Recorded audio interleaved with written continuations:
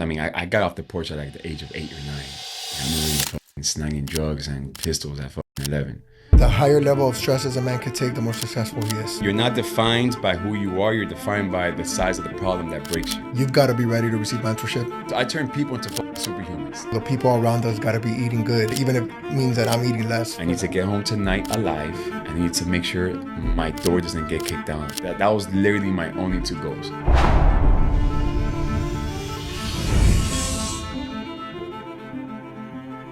Welcome, first and foremost, Eddie. We love having you on the podcast, dude. I appreciate you taking the time.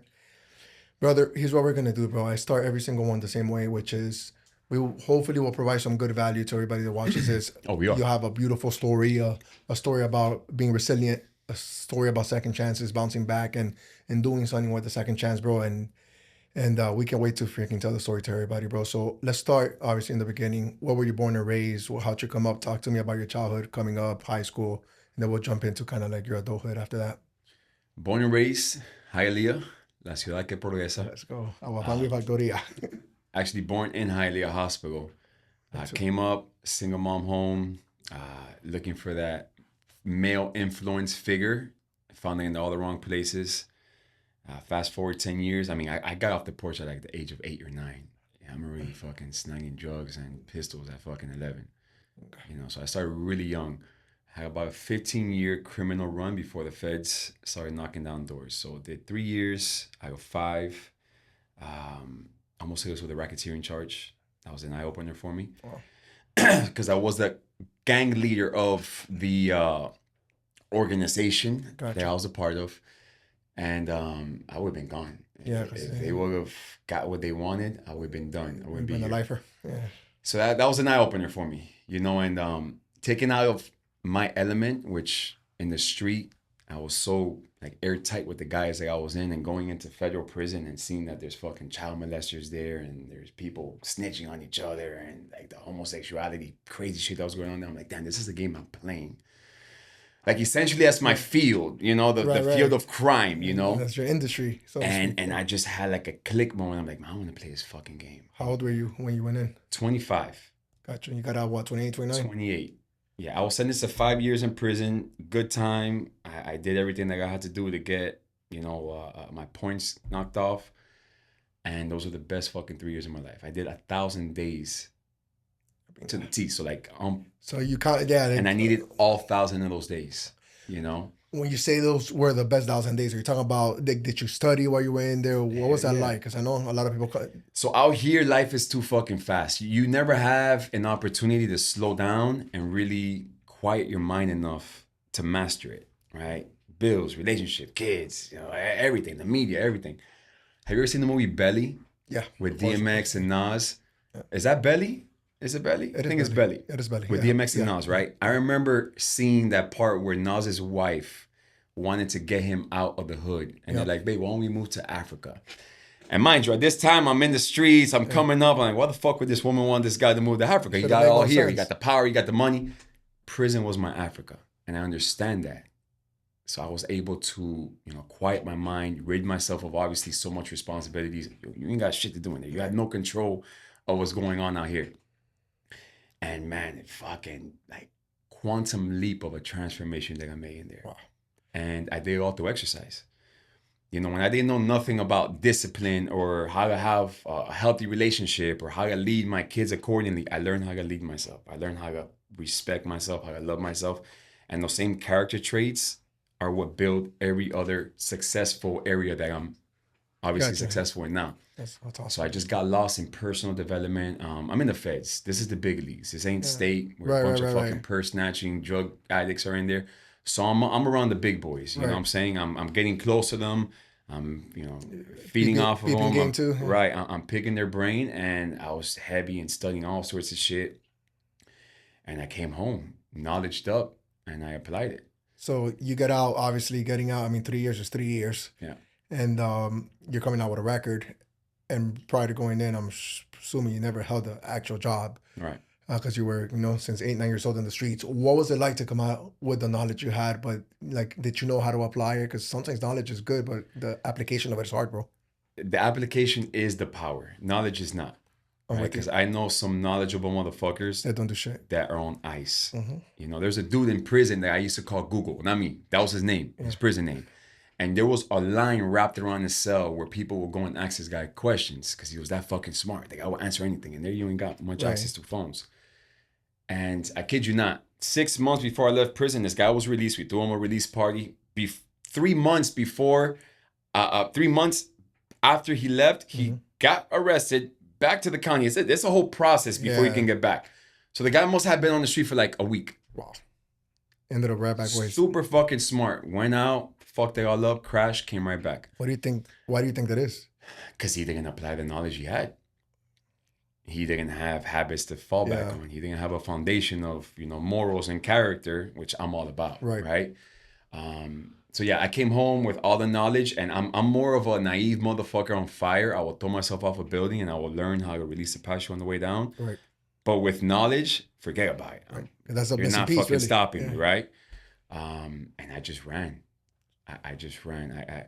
There's two things that I consider my superpower, and that's being as healthy as I can fucking be, physically and mentally. Because again, there's the same character traits that you need within yourself 100%. and you build through exercise and diet that you apply to everything else. If you think about it, structure, discipline, delayed gratification is a big one, right? When you're building a business, you want that quick scheme shit. It's the same shit like you're building a body. So I built the character traits first, and I started to apply that in business. Holy shit, it worked. I started to apply that in my relationship. Holy shit, it started working. I started to apply that while raising my children. Fuck, I'm going to do more of this. So I never stopped my personal development journey. Like a lot of dudes that come home from prison do. Because a lot of people get in shape to come home and start sticking their dick in shit. Oh, man, fuck me. It's been all this time, I came home and I was like, I know who I need to be with. I know the woman I need to attract. I know the neighborhood that I cannot be in. And I just took all that and I ran. What year did you get out? 2018. 2018. Okay. Yeah, so you got right into the fitness. 2015, 2018, yeah. And did you go right into personal training? I would imagine that was kind of like the route you took. Crazy, right? That was my institutional occupation, getting paid $18 an hour. Excuse me, $18 a fucking month. Yeah, I was going to tell you. A month, right? Training 13 classes a week, once on Sunday, twice every other day. And I was studying real estate in there. I wanted to come home and do real estate. And I came home and I was just way too many hurdles to go through. I said, fuck it, let me just get a job at a gym. Right. And I kept pulling myself away from that. I worked at that gym. Yeah. And 11 months in, I'm like, I want to do something else. I started doing network marketing and all sorts of shit. I got pulled right back into this. So I didn't come home wanting to do personal training or none of that shit. It's crazy. Yeah, it's just more of a vehicle where you could kind of... That was just like my pastime, right? Yeah, that was like just a like, hobby okay, right, I like it. I'm good at it. Let me just do it. And then I just kept getting pulled back into it. And I always tell people, right, when I start doing business consulting for anybody, or if they're like brand new into the entrepreneur like a field or the mindset, I tell them, what would you do forever for free? And just learn how to monetize that, because building a business is not something that it's easy. You're gonna have seasons where you're gonna see shit that's gonna distract you. You're gonna chase the shiny object, right? But you gotta stick it through. So I'm like, okay, I've done this basically for free all this fucking time. Let me run with this now. I'm with you. So. And all right. So at what point did you start personal training? You did some network marketing. You're getting pulled back in. You want to do more, but kind of like happens to a lot of people, you got to get by and you do what you got to do. At what point did it start turning into, because coaching right now, it's very popular, but there's not many people that actually get to the level you're at. Because you're already at a level where, like, I know you've got a good amount of clients. You've worked with several people that I know. I told a couple people I was going to meet with you today and they knew who you were. And matter of fact, more people in my office were like, I know that guy. Yeah, I love his shit. I follow him. When do you start taking that as a business? Because that's a business of its own. It's not it's not personal training. It's actually coaching people on mindset. Right. And when did you see that as an opportunity? Did it come naturally? And then what was that transition like, bro? Like, to monetize it and turn it into a career? Good question, right? There's been like 10 things that I've done since I've been home from prison. Mind you, I just got out 6-7 years ago, right? Not even 7 years yet. And every time I failed at something, I got pulled back into it somehow, whether it's working at the gym, whether it's just personal training, whether it's training at a fucking park. And like I told you, I've tried the online thing in the past. I didn't have a mentor at the time, so it flopped. Yeah. Tried it again in 2021. The difference between personal training and online coaching is personal training, you just have to have a skill set. You just need to be good at your craft. Right. Online coaching, you need to be a business owner. 100%. You need to be an operator. You can't, market, fucking create videos, know how to close, know how to sell, know how to fulfill. You gotta personal training, you just need to know how to fucking point and kick someone's ass. Just fulfill. That's it. Yeah, you gotta right in and on the business. Right? So that was the biggest. I think that was the biggest difference between getting to where I needed to learn to turn my craft into just, I guess, like a very small part of what I wanted to do. And I got a mentor, man. I'm a component. I'm a very firm believer in getting mentorship. With you. Right? Like that's been the cheat code to my success. In the last 4 years, I've invested $250,000 in mentors, masterminds, courses. I've gone everywhere. I've traveled out the country, across the country. And that's been a game changer. So 2021, tried it again, wrote all my fucking plans on the PDF thinking this time it's going to work. I got a designer to do all the fancy shit. And I kid you not, literally the day I was going to quit, I'm like, let me hire somebody. Right. And I will never forget this. September 23rd, 2021. I had about $10,000 in my savings. Not even. I had about $7,000 and like $3,000 in circulation, right. And this guy was like, I think it was like 12,500. And I was so urgent. People don't ever take risks this big. They think that change, like the one I've had, like the one you've had, comes in their comfort zone or when it's safe or when it's convenient. I have extra money. Let me invest into this, right? I'm like, I need to fucking do this, right? I gave this guy my whole savings. Mind you, my rent was due in 7 days. Child support was due. I had all sorts of shit, and I'm like, okay, I have enough cans of chicken in my pantry. I'm institutionalized still at the time. I can survive off of this. And I told the guy, look, all I need you to do is make me back half of my investment in 7 days. He's like, I can guarantee that. 7 days before the month ended, I tripled my investment. Tripled. I made $3,000 first year, September, by myself with the PDFs, which was way less than what I already invested in the last 6 months designing it. No return on it, yeah. Gave this guy 12. I actually had to pull out credit cards to be able to pay him. To pay the remainder of what I didn't have. Yeah, it was 12 bands. Yeah. Right? And I told him, look, all I need you to do is help me make back half of this shit so I can pay my kids, moms, and, we cool. I can figure out the rest. I'll survive. And I went from 3 to 30 in the first month. Good for you, bro. Of just knowing what the fuck I needed to do. So I'm a huge component in mentorship because if you try to figure something out, you probably will, right? But how long is it going to take you? What's the frustration window and how much do you have in you before you actually fucking quit? Yeah. So not only are you time collapsing the amount of time before you reach the goal, but in that window, how many times are you going to, how many times are you going to question quitting? Right? Are you even going to do it as good? I'll articulate it this way. Everything's hard. So there's no such thing as a shortcut, but you're guessing less. That exactly, because, bro, business or anything, it's just you're guessing. You're trying this to see if it works. You're trying that to see if it works. And there are guesses because you think but you don't know shit until you actually try. Yeah, because I pay for business coaching, $50,000 a year. I just came from the Alex Ramosi stuff. I'm flying across the country. I'm going to Dubai, leaving to Dubai, bro, to a marketing conference on Sunday.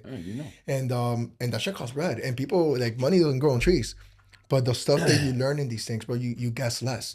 And especially when it hurts, because, bro, I've been there. I'm in a business where we buy leads. Right. And, bro, if I knew then what I know now, I probably wouldn't have bought leads 4 or 5 years ago when I got into insurance. Because half these people rip you off, but, bro, you're doing what you got to do to survive. But you pay for the experience. Dude, you got ripped off. You pay to play. You lost money. You pay to play, bro. But you pay for the experience. And then we try to pave the way back down for the people coming behind us, trying to have them guess less. Because make no mistake, it's hard for everybody, because nothing's, let me rephrase. It's hard, but it's not complicated. That's what I like to say, right? It's simple. It's simple, but not easy, Exactly. And so it's interesting that I didn't know that about you. I know that you had gotten a mentor because Yaseli told me when I asked her, this my background research and stuff, but. Oh, I worked with the best of them. Yeah. Good for you, bro. I worked with, I go straight to the source. And you're still, I'm assuming, proactively seeking mentorship? Well, no, I have a mentor. I have a content creating mentor right now. Yeah, I dropped another 12 bands on this guy. Fire, dude. And she just teach me how to create content. I've paid $25,000 to go sit down with a man for 4 hours Just to learn. for one fucking answer. Just give me one thing. I'm paying all this. I'm bro, because I'm going through the same thing, and you're ahead of me when it comes to at least the mentorship stuff, because I didn't do that in the beginning. I seeked around people around me, seek mentorship with the people around me, but I caught up to them. That's what happened to me. And I hit a plateau, bro, where I'm not gonna lie to you, I had an 800% year-over-year growth like in revenue in the business, 22 to 23. Dude, I was bored. I was bored because, as far as I was concerned, I made it, which completely naive and wrong. And everybody around me, as much as I love everybody, they were still behind. So they're looking at me for help, and I'm like, well, I need to get better. And how do you know who to look at? Because that was my biggest struggle, and I'm kind of getting through that now. I'm coming out on the other side, but I know there's people like me they're gonna watch this, are going through the same thing, bro. How do you know what to look for in the mentor and the mentorship side? Yeah. Anytime I hire, like the guy I'm working with right now is fucking 19 years old. Right? He's just literally was born into social media. So the guy knows everything about content creating. Fucking insane, right? It's more so first, what is the craft that you're wanting to learn? And then the case studies. So the only two things that I look for in a mentor. I mean, besides anyone that's ever around me, character is the biggest thing. 100%, yeah. I mean, if you got character. Down to my barber, we talk about growth, yeah. Yeah. Like, I'm not going to fuck with nobody. You're not going to be 10 feet of me if you don't have character. And that's the biggest thing for me. And when it comes to team building, I'm sure you know this because you have a big team. I will always hire first over character than skill set. Because you can't teach character. You can teach the skill set. The skill and will. You can teach skill, the will, you can do nothing for them. And in all the years of me building, departments within my business, I've been fucked. I've been fucked over bad. I had a coach who tried to run off with thousands of dollars that I paid in advance and tried to, fake her death. I'm like, God damn, you will go to that extreme? Yeah. You know what I'm saying? I mean, me and you were just talking. I just had a fucking videographer of mine run off with some of my content and my woman's content because the guy's going through his own personal shit. Hostage, and I'm not one to put nobody's business out there, but like, if you don't have the character to withhold the pressure when shit goes bad, like, fuck who you are when things are smooth. Yeah. 100, bro. How many times we'll talk about that? Right? But if you're a man and this guy got cheated on and he just completely fucking dismantled as a man, like emasculated, and he didn't tell me this in confianza. He told me this to leverage it. Right. Made me feel sorry for him. Like, you told the wrong motherfucker. Right. I'm going to put you in your shit. I'm going to say, look, stop being a bitch. Let's work, right? But I started to see the character fold. And I'm like, God damn. Yeah, somebody who uses that as leverage already tells you enough anyway. Right? And the character part of it. Just like super skilled dude, man. Very talented guy. But essentially he's a fucking bitch, bro. Like, you got broken that bad over a woman, Yeah, like, you're a bitch, you're a bitch. God bless him, bro. There's no other way I can say it, God bless him. I'm not one to use that word openly. Right. And I've been through some shit. Like, I've had 2 bad public breakups. One on national fucking TV. My wife told me about it. Right? And another one just a year ago. And these are fucking high caliber women. Yeah. I didn't fucking fold. I didn't take a day off, because I got character. I've faced the judge. He's offered me life. I've faced the gun. I've stood in front of it. I've been broken, 20 times over, financially, relationally. Yeah. I haven't folded, and that's the biggest. I think life experience is the most valuable thing that anybody can ever have. Yeah. It's not even the skill set. It's not the connection. It's life experience. If you have accumulated 9 lives of experience to give somebody, that's the most valuable thing that you can. I saw somebody say that the higher level of stress as a man could take, the more successful he is.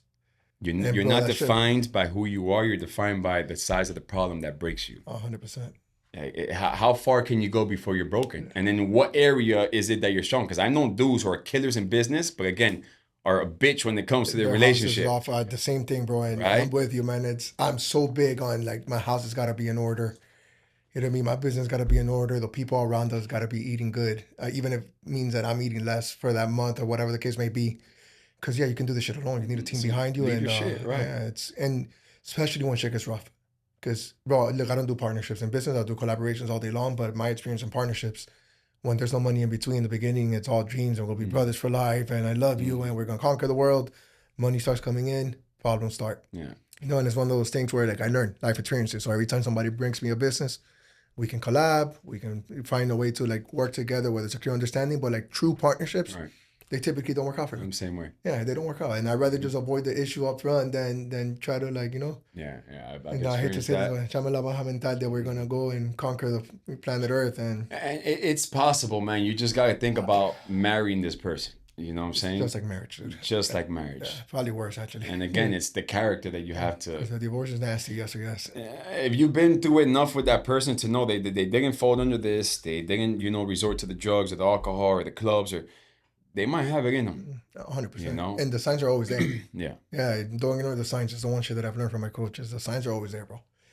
All right, Eddie, tell me what type of person works with you? Like what's your clientele like? The people that you work with, that you obviously that you're mentoring, coaching. I work more with business owners, entrepreneurs, high performers, and I just help them really hone in on their health, on their habits, health mostly mentally, right? And I feel like physically it's the vehicle. I feel like the body is a vehicle to the mind is a vehicle to the spirit. When a lot of people go straight into church after some traumatic shit happens, like you don't have a strong foundation to fall on. Right. I grew up in a Christian home, right? And I know it. I've seen it, and every time something happens, all right, they'll get back on their knees and they'll pray and then they'll go out and sin. Get back on their knees and pray and go back and sin. If you don't have physically and mentally a strong foundation, spiritually, you're very weak. So I help people become healthy first, Okay. build the character, and obviously character falls on their mindset. Fortify this, like make it super fucking strong to where whether you believe in, or have a relationship with your higher power or you're just spiritually in tune, is when you can really make shit happen in your life. So I turn people into fucking superhumans. That's basically what I do. And your clients working with you long term? Do they work for periods of time? Yeah, I mean, most of my clients, especially the ones that work with me one-on-one, do work with me long term. Gotcha. Yeah. And you talked about a lot about character. If you had to describe yourself, why should somebody work with you in character traits specifically that you bring to the table that you're gonna help them, outside of your experience, obviously. That's a good question. So Manning, the guy I was talking about, right? He walked into the gym that I was working at one day, and he's like, "Eddie, leave it all on the turf. Act like if you're getting paid $1 million already. Give these people everything." Now, the guy was a piece of shit, right? But I took that and I was optimistic about it. Right. I'm like, okay, the clients, everyone on the turf, has nothing to do with him. Right. I'm going to over-deliver. So I've always been the type to over-deliver until I was able to know my worth and put a price on it. Yeah. So I always over-deliver. Like, I will go to the fucking end and figure out what we got to do to get to whatever glass ceiling you're in. Right. And keep going, right? Yeah, I'm very, like, I go very in-depth into my clients, like at least as deep as they will allow me to, right? That's a great point, because you got to be ready to get mentored. Yeah. I'm not gonna lie to you, like when I left this last workshop I was at, I left with a lot, but I also saw a lot of people confused. And I was telling Alex on the way back, I'm like, you've got to be ready to receive mentorship. There's levels, obviously, the type of mentor you're dealing with. And your job is, what you attributed to already, it's to realize what level they're at so you can kind of break through the right ceiling. Because sometimes you fix the right problem, but the wrong way, Yeah, and there's prerequisites to everything. Of course. Someone comes to me for business consulting. Like, I just got off a call on the way over here, and I'm telling them about this is what I do as far as the health goes, and then this is what I do as far as the business goes. They're like, "Oh, I'm more interested in this." I'm like, "You can't. They go hand in hand." Yeah. Because if I tell you everything you have to do to build this business from where you are right now, I'm going to run you to the fucking ground. Mm-hmm. Right? If you don't have the habits, if you don't have the physical or mental tenacity, you're going to fucking run into the ground. What if I tell you how to make triple the money than you made last week? Right? How do I not know you're going to take that shit and fucking go fuck up with it? It's like it's like a bum or a crackhead winning the lottery. What happens? They still got the money, but they don't have the character. It turned out to be worse. Yeah, they turned into a bigger crackhead. That's the worst thing that could happen to them. So yeah, I think when it comes to building a business, I can never put you, and I learned this from Bedros Keuilian, which was one of my mentors, right? He told me, like, I cannot teach you what it takes to build a $1 million business, $10 million business, 9-figure business, if you don't look the part. And it's not how, like, tie and the watch and the car, right? It's, are you physically ready for this shit? Mm-hmm. Like, are your habits in check? Because what if tomorrow a whole department falls off? Am I gonna fucking find out you're in the strip club all weekend because you didn't have the fucking the discipline to not put your dick in some shit or sniff some shit off some bitch's nipple? Like, what is it that you right? So these are the areas that I have to work on. You gotta be put together, yeah. I need to find out what are your weaknesses, what are your vices. All right, let's tackle that. Let's work on that. Let me tell you that if you don't work on this, you're going to fuck this, and this up. Gotcha. And that might not be the biggest thing right now, but if you do plan to build and you're going to be put under more pressure, yeah, these are going to amplify and they're going to eventually crash, right? So yeah, everything with me is lifestyle. The 4 pillars that I work through with people is first, introduction to health. And the very next thing that I have to have you lock in is lifestyle adjustments. If you don't make these lifestyle adjustments outside of the gym and the kitchen, like the people you hang around with, the shit that you listen to, the shit that you watch, right? Because that's like your life diet. Right. If you don't make these lifestyle adjustments, you're not going to get to the 3rd pillar, which is habits. You have to do the external adjustments before you do the internal adjustments. Working your way in. And habits is a personal job. Got it. So I make sure that you're not around people who you're telling your dreams to and they're shutting you down. You're not around people who are leading you into your temptations, the shit that you don't have a problem with. I make all these lifestyle adjustments within my clients. Then we start to build the habits. And if you do the first 3 by default, the 4th one, which is mindset, will happen. Right. And mindset is a never-ending evolution of you working on that. You're evolving constantly. Yeah, that's like a muscle you never fucking stop growing, you know? Then the 5th will be financial. It's mostly exercise and diet, then the lifestyle, and then I focus on habits and mindset. Got it. Yeah. But business, it comes in.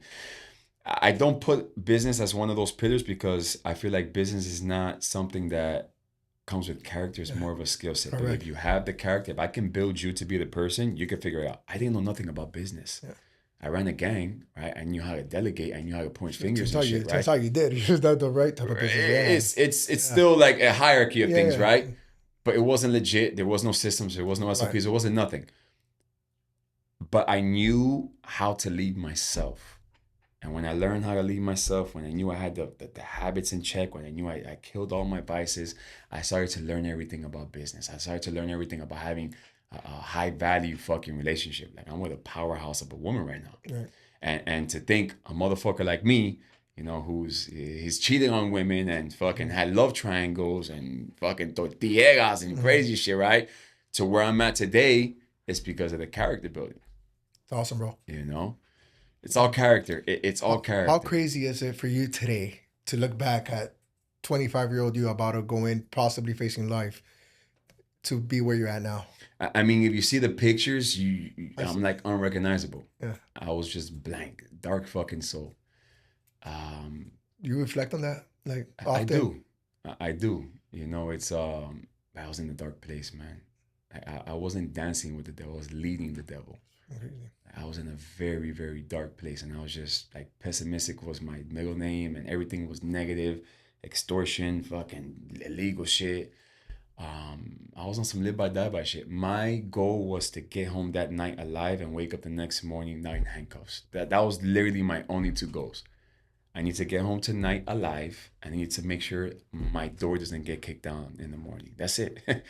That's it. Everything in between, I'm figuring it out. Yeah, it's on some like whatever I eat, whatever fucking happens, whoever shoots at me, wherever, I'll figure it out. But just don't die tonight and wake up tomorrow free.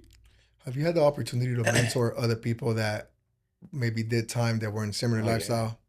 Yeah, I mean, I've gotten people out of fucking crazy drugs. I've gotten people off of the street life. I've gotten people out of, you know, domestic violence, abuse, relationships.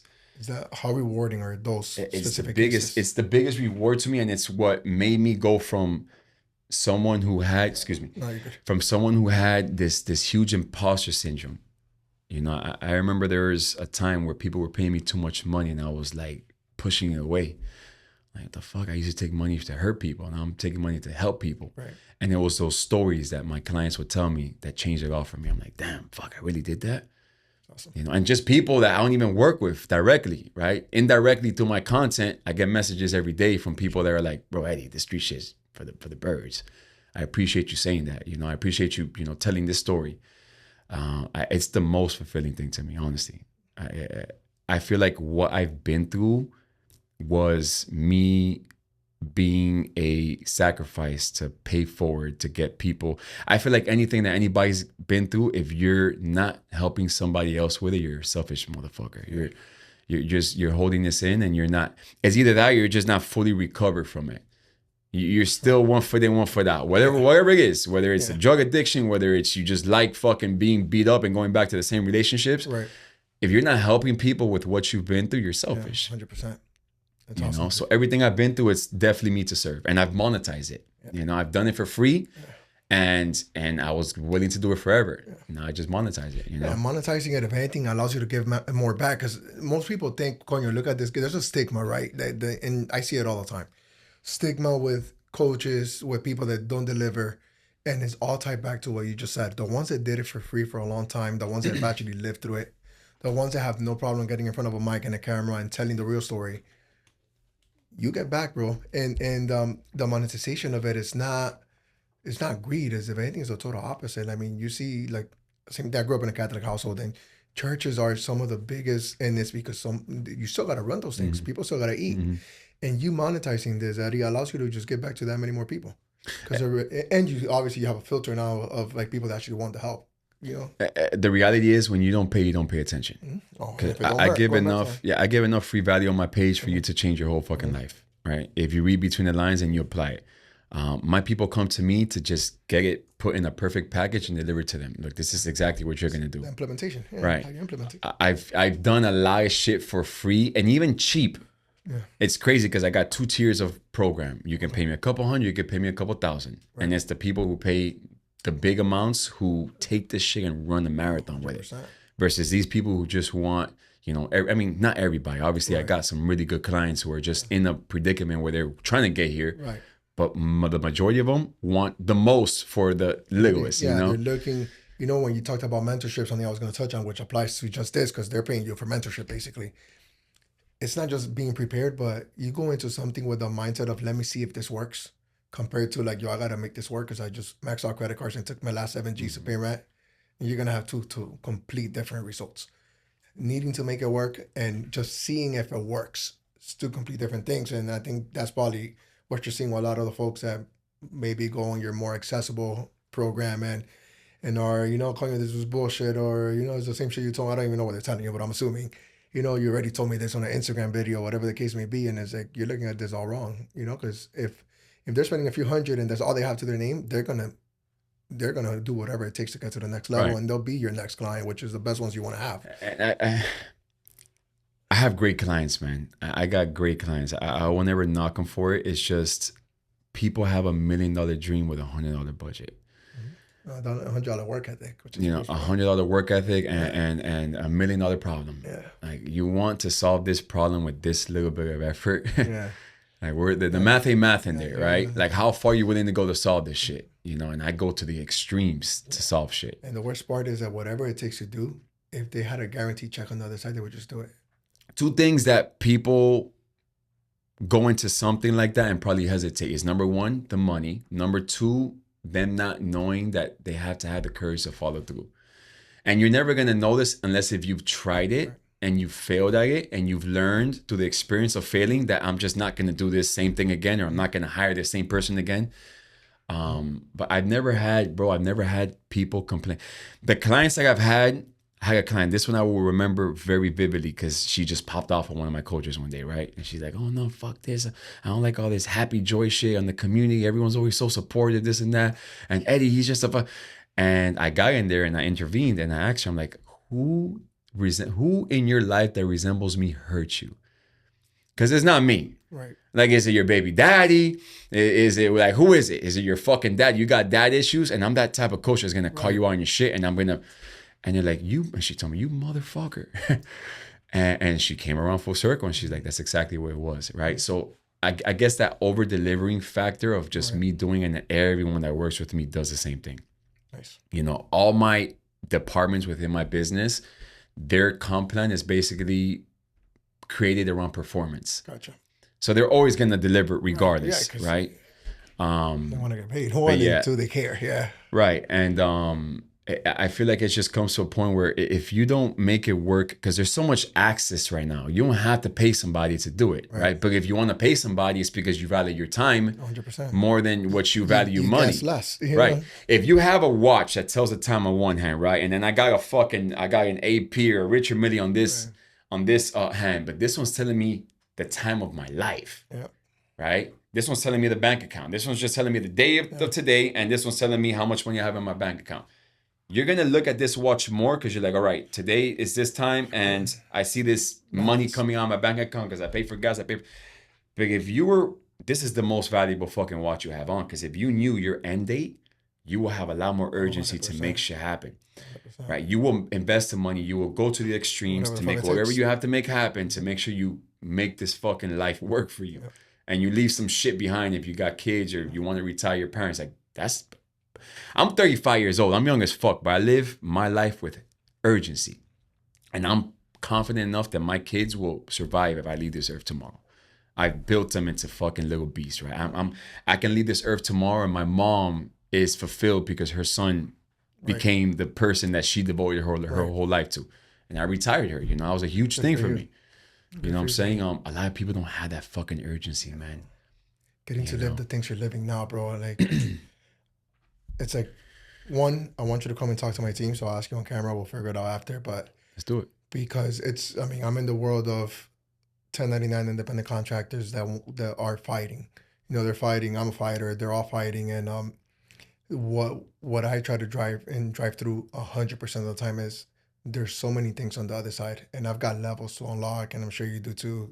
But so many things you get to live that you have to live. And I'm not even talking about financial things. I'm just talking about like the gratification of like retiring your mom, being able to see your kids turn into what you want them to turn into and see them develop and blossom because you have the mental clarity, bro. Because I think that's what it is. So the money's important, but the mental clarity to be able to do what you need to do, it's priceless. And it slows down after a while, dude. So kudos to you, dog. That's straight up, because I've met a lot of people and you've got a really dope story, and the fact that you're giving back and the fact that you got to turn it into a business even better. You know what I mean? Yeah, I'm living in my purpose, man. I tried to do so many things and I would, deviate from it and I would just get pulled right back into it. Eddie, this is what you got to do. You got to coach, you got to consult.